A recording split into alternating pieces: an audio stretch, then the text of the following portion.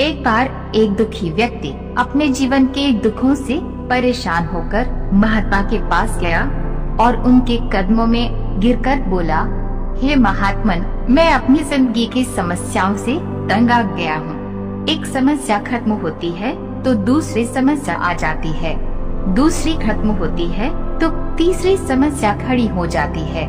मैं तो बिल्कुल परेशान हो चुका हूँ। मैंने सुना है कि आप महाज्ञानी और ईश्वर के परम भक्त हैं, इसलिए मैं आपके पास आया हूँ। अब आप ही कोई ऐसा उपाय बताइए जिससे मेरी सारी समस्याएं बिल्कुल समाप्त हो जाए। महात्मा बोले, ठीक है, उपाय तो मैं बता दूंगा, परंतु अभी नहीं, कल बताऊंगा। मगर इसके लिए तुम्हें मेरा एक काम करना होगा। तुम्हें आज रात मेरे ऊंटों के बसेरे में पहरा देना होगा और जब सभी ऊंट बैठ जाए तो तुम भी सो जाना, मगर ध्यान रहे जब तक एक भी ऊंट खड़ा रहे सोना मत। वह व्यक्ति बोला, ठीक है। फिर वह व्यक्ति वहाँ से चला गया। दूसरे दिन सुबह जब वो व्यक्ति महात्मा के पास आया तो महात्मा उसकी लाल लाल आंखें देखकर बोले, लगता है तुम रात भर सोए नहीं हो।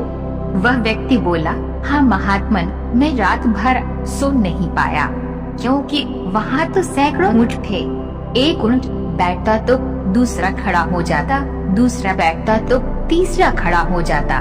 रात भर में कभी भी सभी ऊंट एक साथ बैठे ही नहीं, इसलिए मैं रात भर जागता रहा।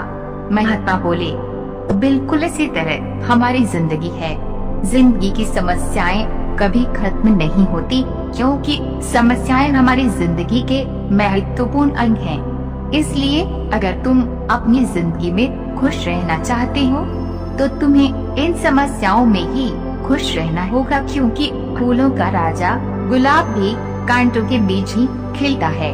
जैसे कमल का फूल कीचड़ में खिलता है, उसी तरह तुम्हें भी समस्याओं के बीच में ही खुश रहना सीखना होगा। धैर्य और संतोष के साथ जिंदगी जीना सीखना होगा, तभी तुम अपनी जिंदगी में खुश रह पाओगे।